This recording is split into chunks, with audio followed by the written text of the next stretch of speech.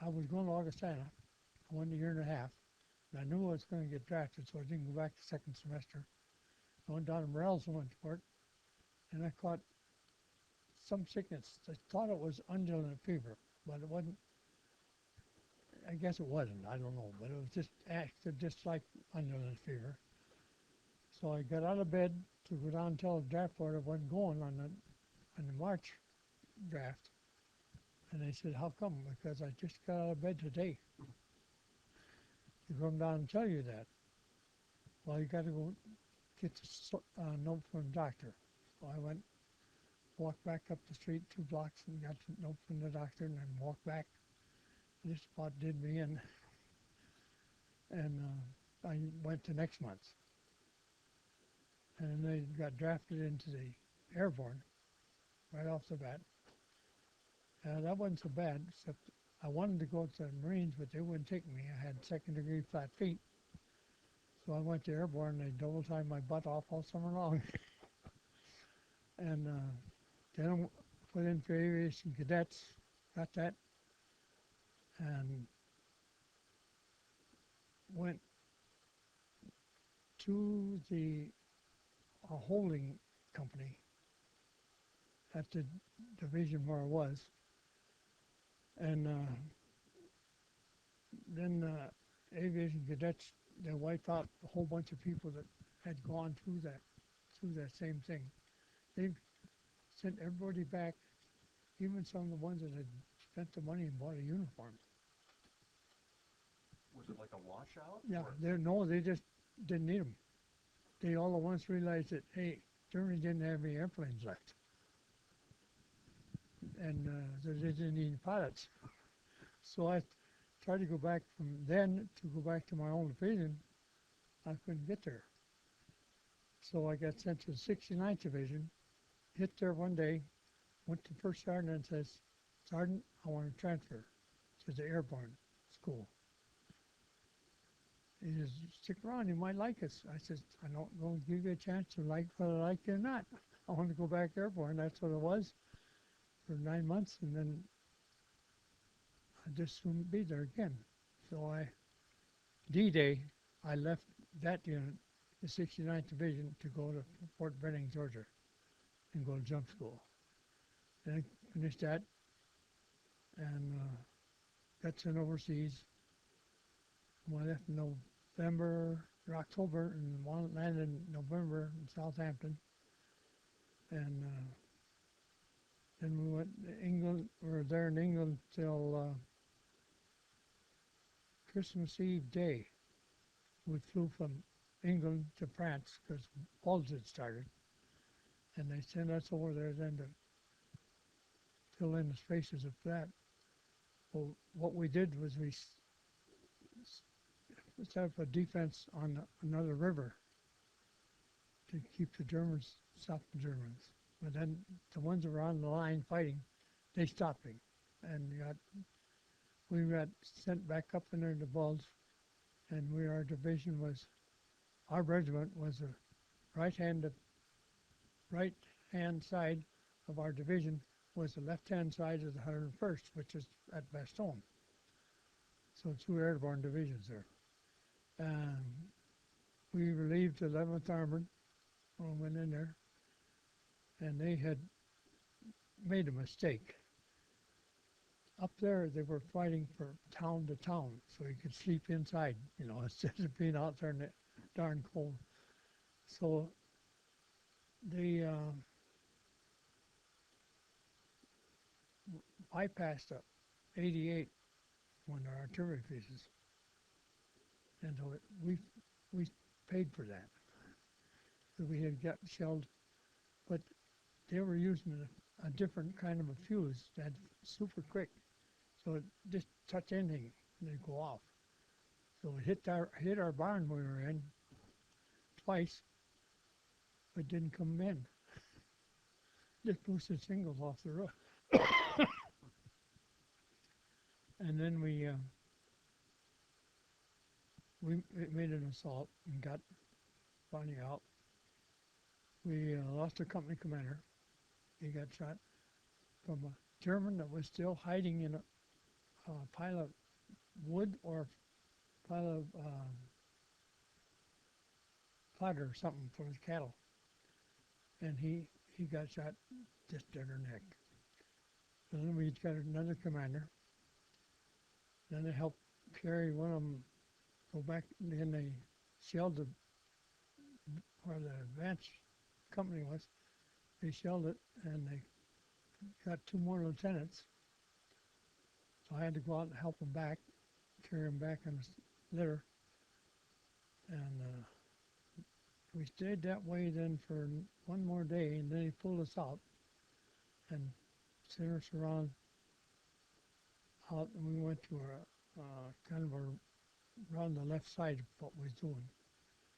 And we spent one night there, or 2 nights, I guess. My friend and I decided we'd make one hole big enough for two of us. Not the upper part, but the lower part would be big enough. Boy, it worked.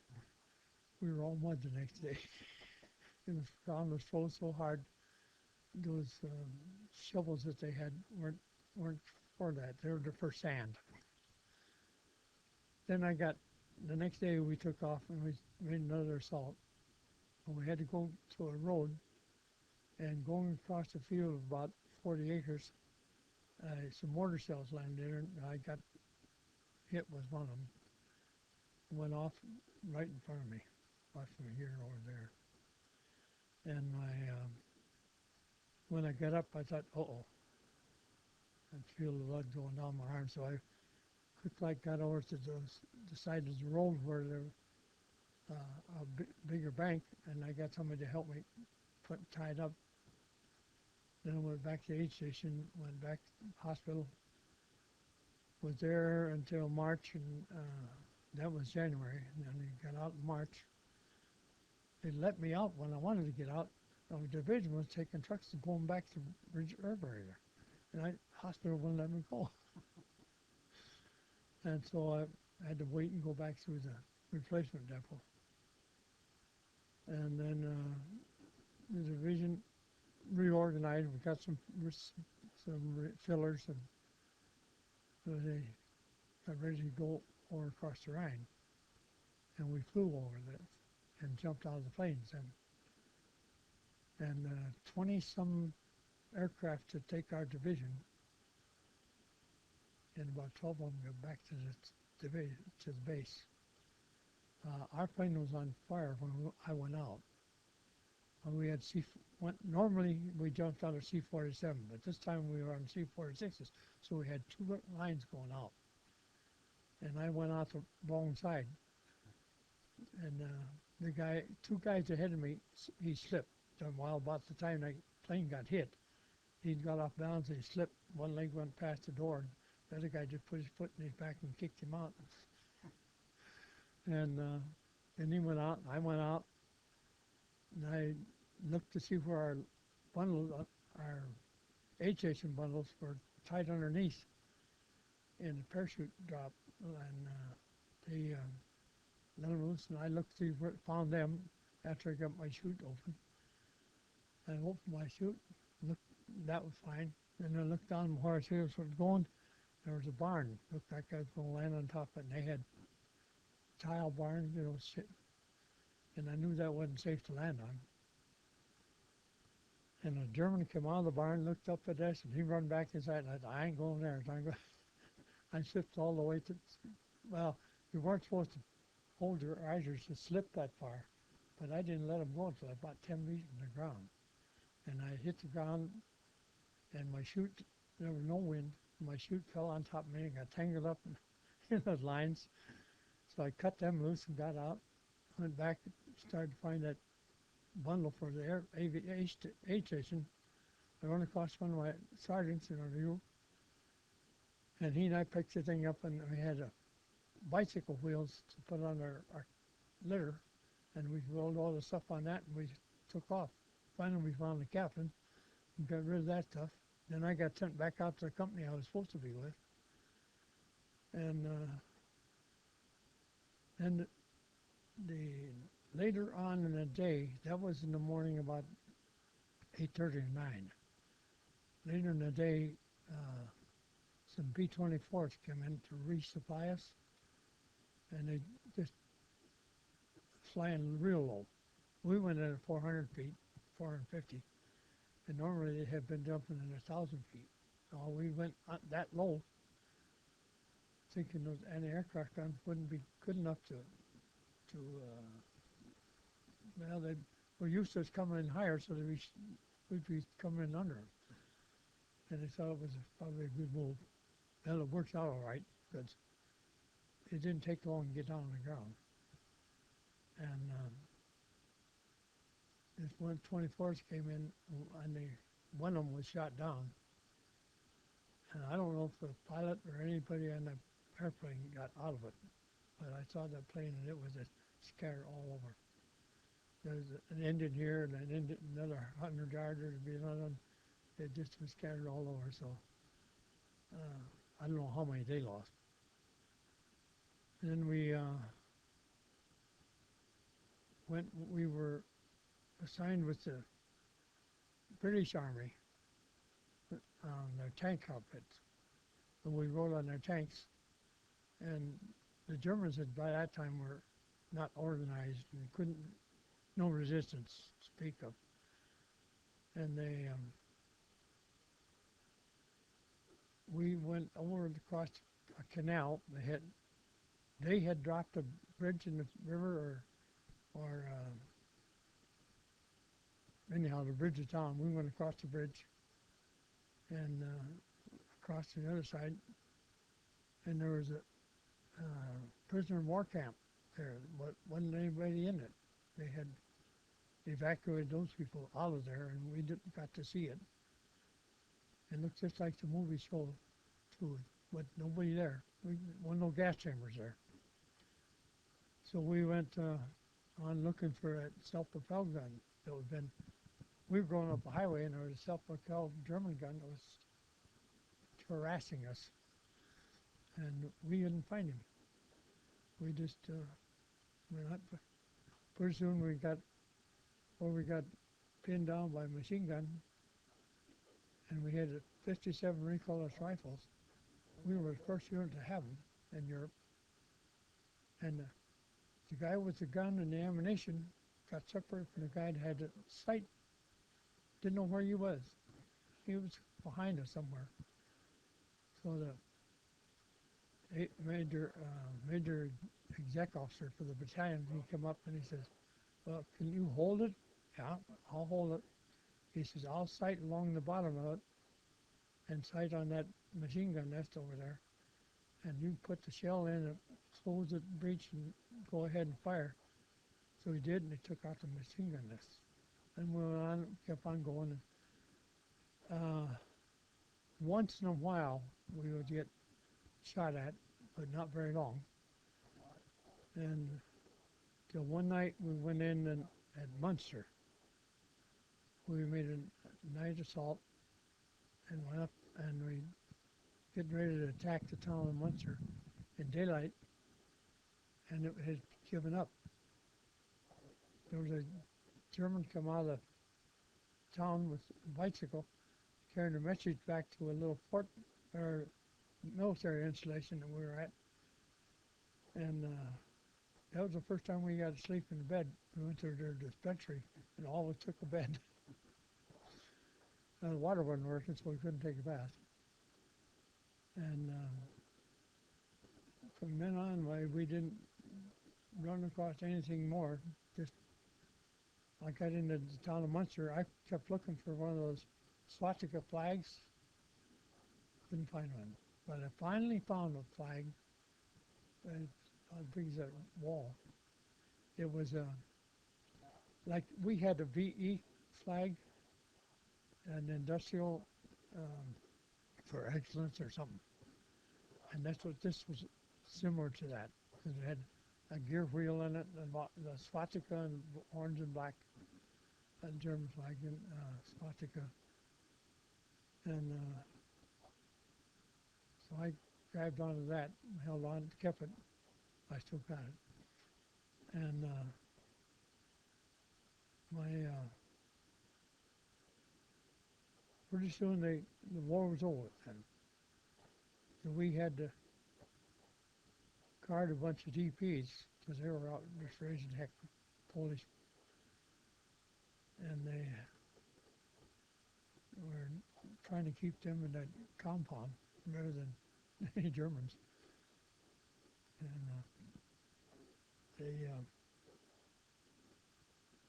we were there for about 5 or 6 weeks.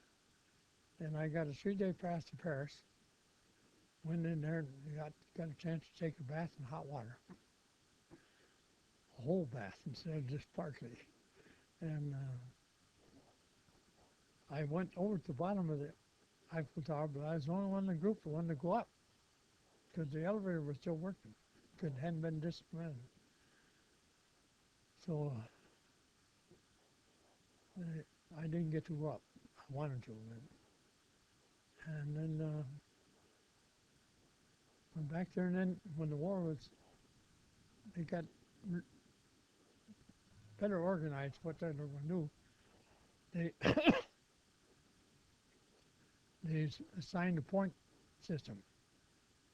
Well, I've had something like 85 points or something like that. And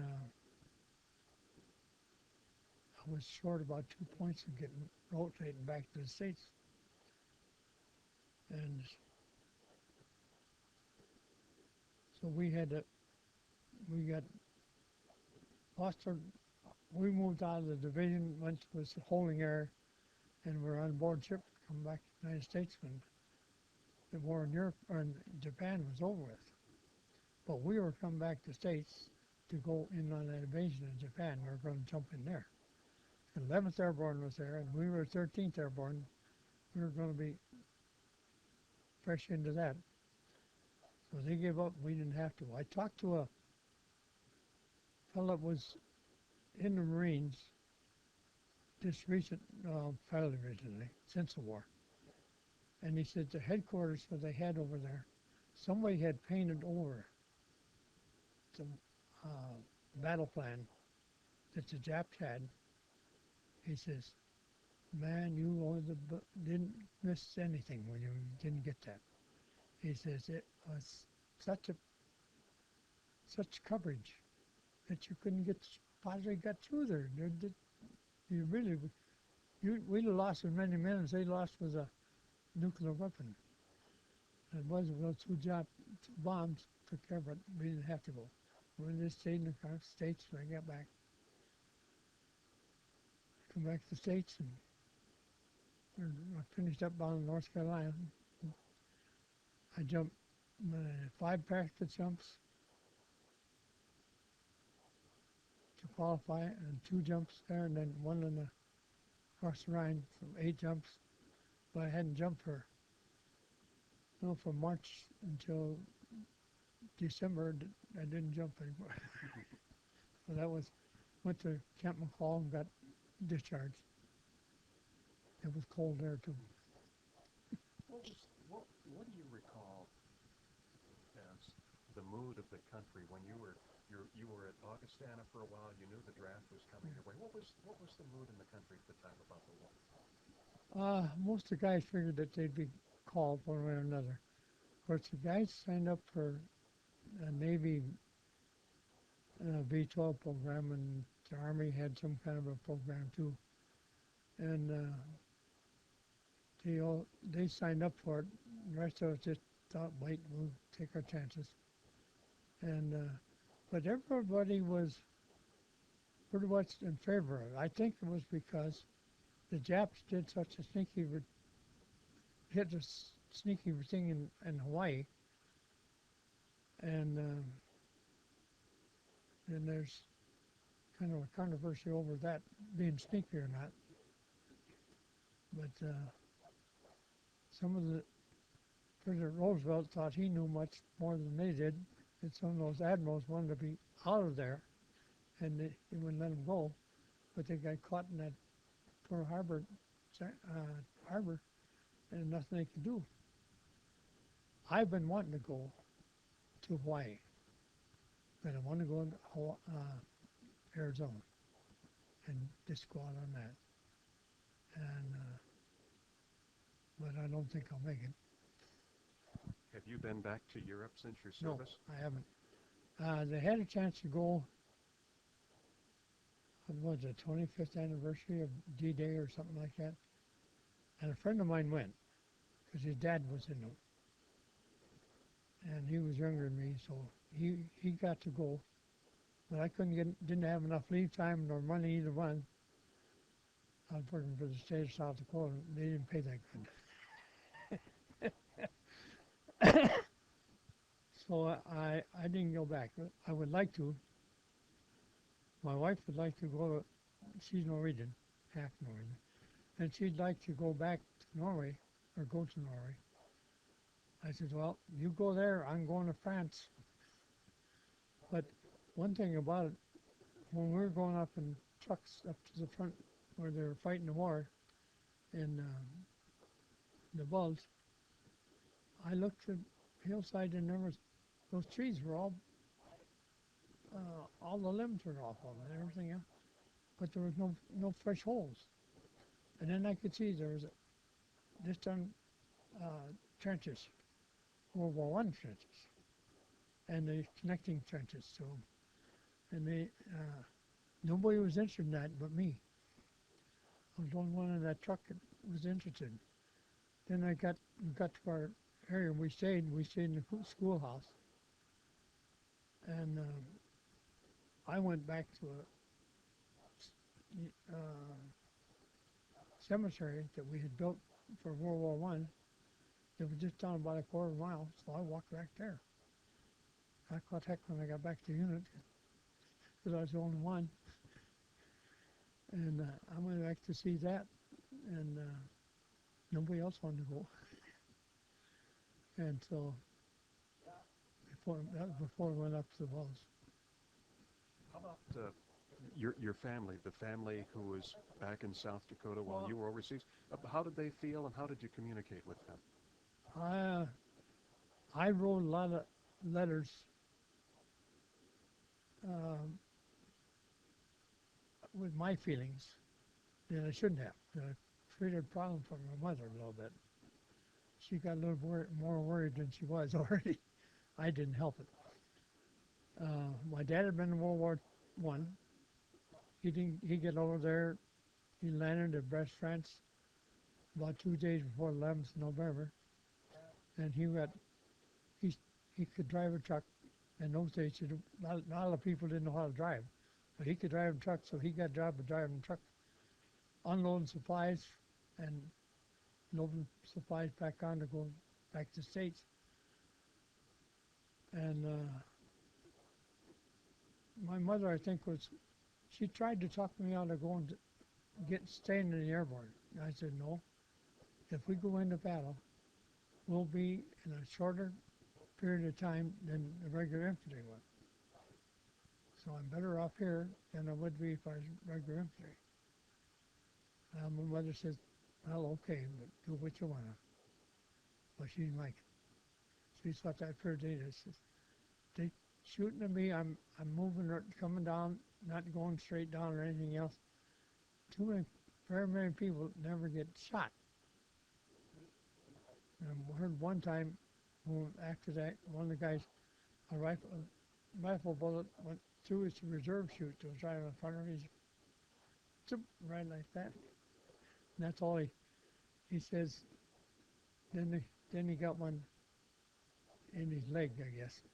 But hardly ever anybody got shot until they hit the tree or hit on a roof of a barn or something. A friend of mine lit on a barn, broke through, and then German come out with that Smiter machine gun. It practically cut him in two one there. So How about the relationships you made with the people that you trained with and went overseas? Yeah, Were there some special relationships or people that you remember? yeah, to some of them I can. One I met was from over in Minnesota, and after the war I kept track of him. I stopped in there, see him a time or two when I went through, And then he got killed in a train wreck. It was wintertime. He was a dual T salesman. And he had to go down through a cut and up the other side to make a delivery. And it was Christmas Eve. And he went to and he didn't hear the train whistle down there. And that got him. And I didn't know that until I read it in the Minneapolis paper. And so I wrote to the county sheriff and I said, was that my friend that got killed? He said, yeah, I hate to, he wrote back, he says, I'm sorry to inform you it was. Okay. So we stopped and my wife and I stopped once and saw her. And she was getting along all right. She had 2 or 3 kids by that time. Because I didn't get married till I was 29. When you returned, did you finish school then? Yeah, I went back to school. Went back, I changed majors. I was biology major first. I changed to physical education because that was the first physical education major that they had at Augustana. They had a minor before, but they changed to a major. And but all the job I could get were teaching baseball. And I know nothing about baseball. I didn't ever play organized ball of any kind. It was just what we pickup game on the stand lot. And so I didn't take that. I went, what did I do?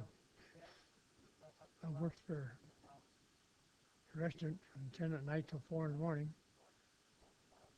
And then I went to work for Terrick Park Dairy. Then I went to work for International Harvester and stayed there. So in the meantime, I joined the National Guard because I knew one of the guys, my classmates run a bakery over on the east side. And I stopped there when I got through at 4 o'clock. I stopped there because they're still working. My brother wasn't the kind to get up the first time he was called, so I didn't want to go home, but he was up and gone. And so they talked me into joining the Guard. I could go in as a cook. Well, I went. In 49, I went to first camp. And then that fall, as a graduate from college, I had tried to get a commission. So I got it. Then the next September, the Korean War started. So I got sent to Fort Sill to go to school and learn something about being an artillery officer. And back to Union, and we went to Alaska and did not go to Japan or Korea like we were going to go. And up there it was cold too. It was really cold. But we had the equipment. Over in Europe, didn't have the equipment. Just those wool gloves with the metal leather palm. That's the only thing we had for our hands. We didn't have a mitten of any kind. I just soon had some of those farm mittens, with the 2 thumbs on them. But we didn't have. So up in Alaska, I went to Arctic indoctrination training for a month. Learned how to ski and snowshoe and survive in the cold and everything. And that was kind of interesting. And I finally wound up 24 years service, active duty and reserve time. And got out. Are there some things that you've carried through your life that from your World War II experience and then from that time and through the Guard that have shaped your life that you can still recognize today? Oh, I don't know. Somebody else might be able to tell you more about that than me. Yeah, I think so. Well, during the war, when it was over in the Bulge, and then after the war, after the Bulge, we all pretty well had the attitude that if I'm going to get it, I'll get it And if I don't, I don't. You know, it's just either will or not. So it didn't really affect us too much. We figured we get hit. That's it. I saw one guy. We had to go out after we jumped the Rhine. We had to go out to an aircraft gun emplacement.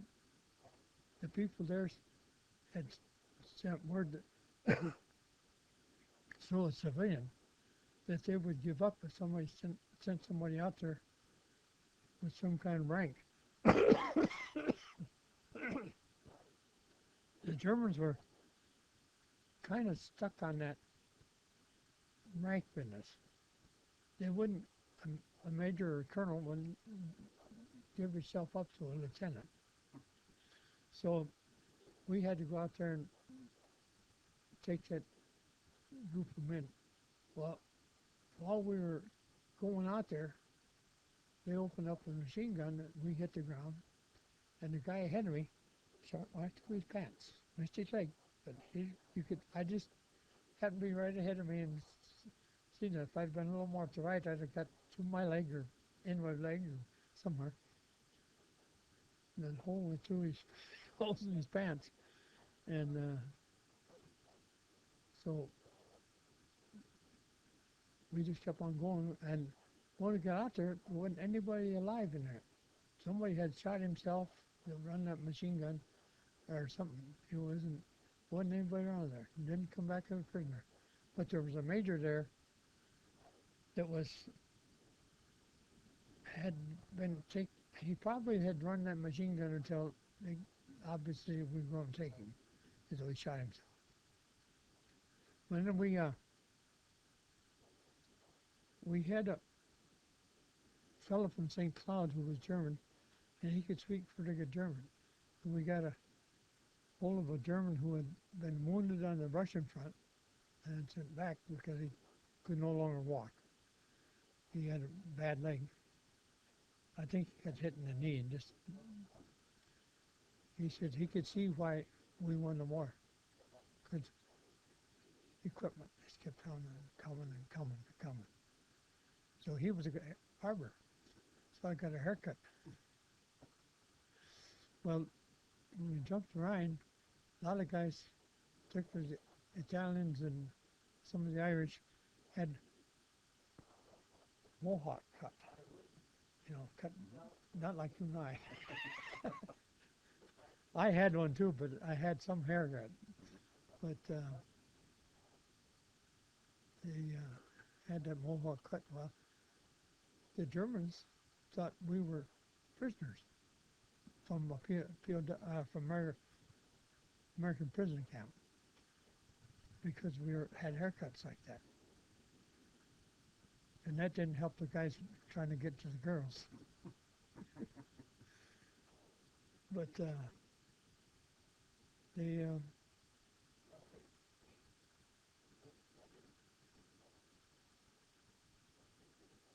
I probably shouldn't say anything more about that. Eugene, thank you. Yeah. Thank you very much for sharing. Glad to.